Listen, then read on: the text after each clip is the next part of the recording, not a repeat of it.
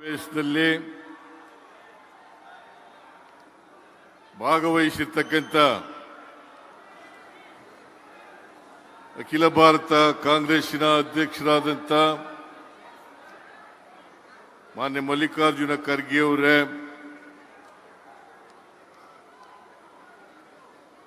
AICC ಪ್ರಧಾನ ಕಾರ್ಯದರ್ಶಿಗಳು, ಲೋಕಸಭಾ ಸದಸ್ಯರು ಆದಂಥ ಶ್ರೀಮತಿ ಪ್ರಿಯಾಂಕ್ ಗಾಂಧಿಯವರೇ, ಎಐಸಿಸಿ ಪ್ರಧಾನ ಕಾರ್ಯದರ್ಶಿಗಳು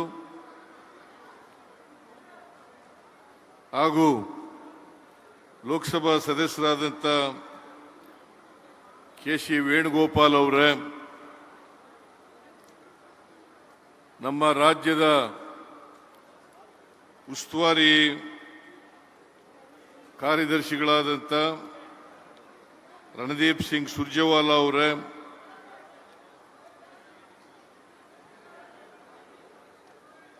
ಕೆಪಿಸಿಸಿ ಅಧ್ಯಕ್ಷರು ಉಪಮುಖ್ಯಮಂತ್ರಿಗಳು ಆದಂಥ ಶ್ರೀ ಡಿ.ಕೆ. ಶಿವಕುಮಾರ್ ಅವರೇ, ತೆಲಂಗಾಣದ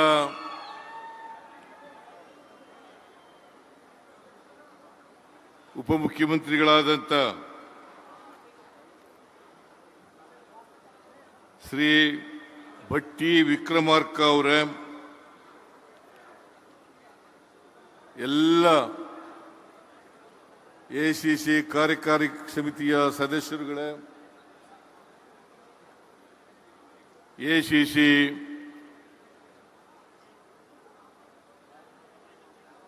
ಎಲ್ಲ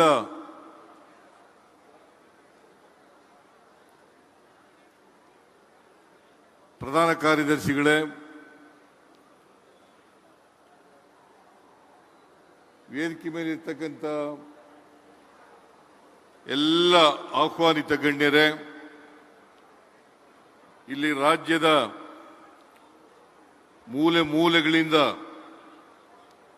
ಬಂದಿರತಕ್ಕಂಥ ಕಾರ್ಯಕರ್ತ ಬಂಧುಗಳೇ, ತಾಯಂದಿರೇ, ಸುದ್ದಿ ಮಾಧ್ಯಮದ ಗೆಳೆಯರೇ, ನೀವೆಲ್ಲರೂ ಕೂಡ ಬೆಳಿಗ್ಗೆಯಿಂದ ಈ ಕಾರ್ಯಕ್ರಮದಲ್ಲಿ ಭಾಗವಹಿಸಿದ್ದೀರಿ. ನಾನು ಹೆಚ್ಚು ಮಾತನಾಡಿದರೆ ನಿಮ್ಮ ಸಹನೆಯನ್ನು ಪರೀಕ್ಷೆ ಮಾಡದಂತೆ ಆಗುತ್ತದೆ. ಆದ್ದರಿಂದ ಮಲ್ಲಿಕಾರ್ಜುನ ಖರ್ಗೆ ಅವರು, ಪ್ರಿಯಾಂಕ್ ಗಾಂಧಿಯವರು, ವೇಣುಗೋಪಾಲ್ ಅವರು, ಸುರ್ಜೇವಾಲಾ ಅವರು ಡೆಲ್ಲಿಗೆ ಹೋಗಬೇಕಾಗಿರೋದ್ರಿಂದ ನಾನು ಹೆಚ್ಚು ಮಾತನಾಡಲಿಕ್ಕೆ ಹೋಗಲ್ಲ. ಇವತ್ತು ನಮ್ಮ ಎಲ್ಲ ಕಾರ್ಯಕರ್ತರ ಮುಂದೆ ಇರ್ತಕ್ಕಂಥ ಸವಾಲು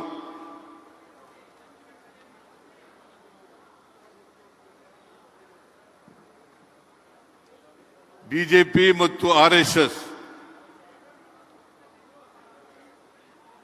ಇವೆರಡರ ಸಿದ್ಧಾಂತದ ವಿರುದ್ಧ ಹೋರಾಟ ಮಾಡಬೇಕಾಗಿರ್ತಕ್ಕಂಥ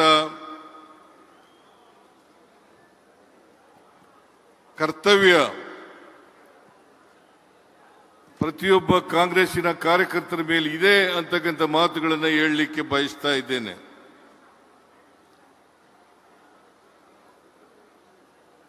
ಭಾರತೀಯ ಜನತಾ ಪಕ್ಷಕ್ಕೆ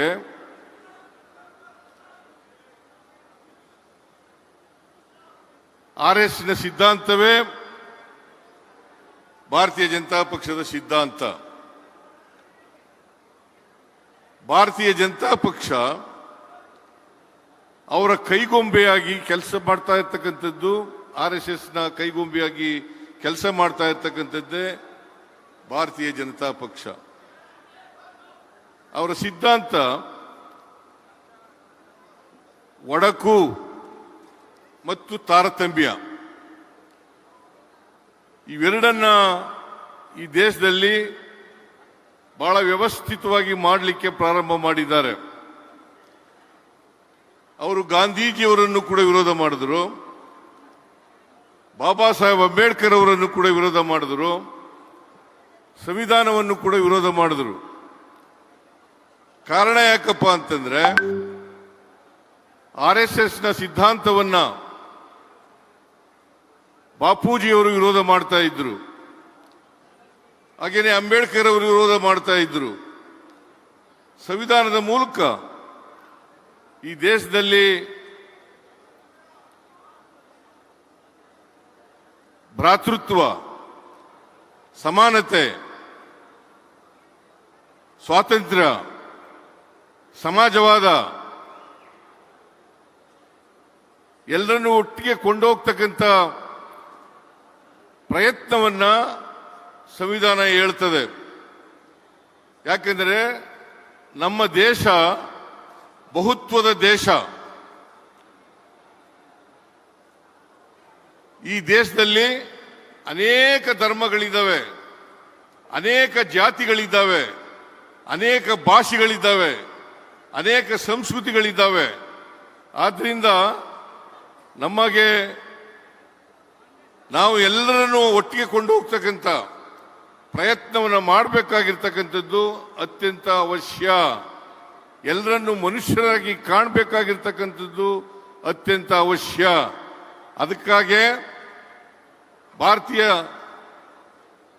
ಜನತಾ ಪಕ್ಷದವರು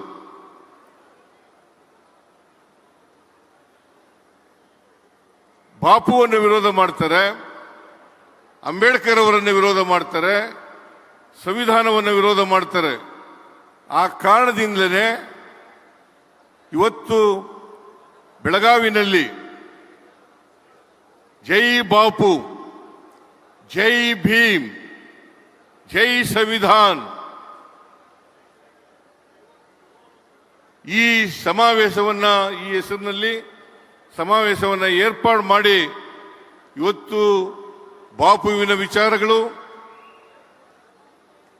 ಅಂಬೇಡ್ಕರ್ ಅವರ ವಿಚಾರಗಳು, ಸಂವಿಧಾನದ ಆಶಯಗಳು ಇವುಗಳನ್ನು ಮುಂದಿನ ಪೀಳಿಗೆಗೆ ಕೊಂಡೊಯ್ತಕ್ಕಂಥ ಪ್ರಯತ್ನವನ್ನ ಮಾಡಬೇಕು ಅಂತಕ್ಕಂಥ ಉದ್ದೇಶ ಇದು.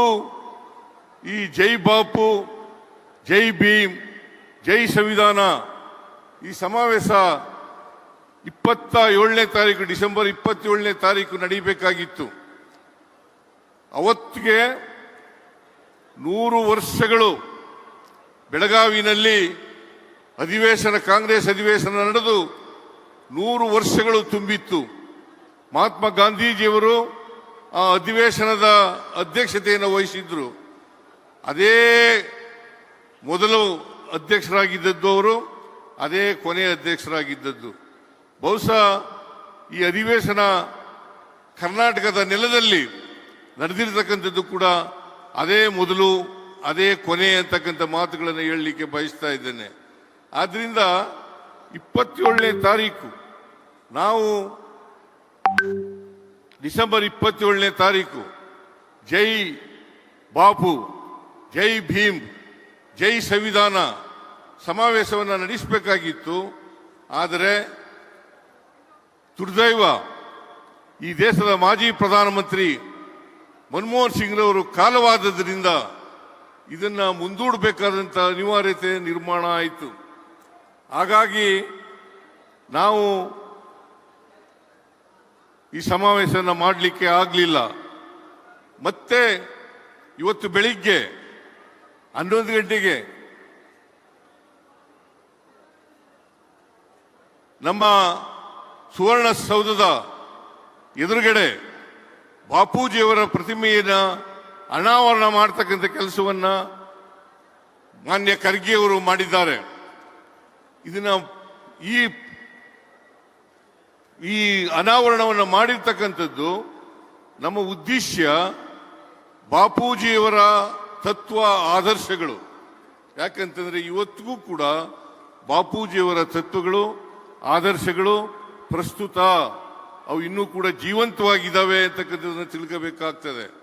ಅವು ಎಲ್ಲ ಕಾಲಕ್ಕೂ ಪ್ರಸ್ತುತ ಆಗಿರೋದ್ರಿಂದ ಈ ದೇಶದಲ್ಲಿ ಸಾಮರಸ್ಯವನ್ನು ಬಯಸಿದ್ದರಿಂದ, ಹಿಂದೂ ಮುಸಲ್ಮಾನರು ಒಟ್ಟಾಗಿ ಬಾಳಬೇಕು ಅಂತಕ್ಕಂಥದನ್ನ ಬಯಸಿದ್ದರಿಂದ ನಾವು ಇದನ್ನ ಮುಂದುವರಿಸತಕ್ಕಂಥ ಹೋಗ್ಬೇಕಾಗಿರ್ತಕ್ಕಂಥ ಅನಿವಾರ್ಯತೆ ಇದೆ ಅಂತಕ್ಕಂಥದನ್ನ ಕಾಣಬೇಕಾಗ್ತದೆ.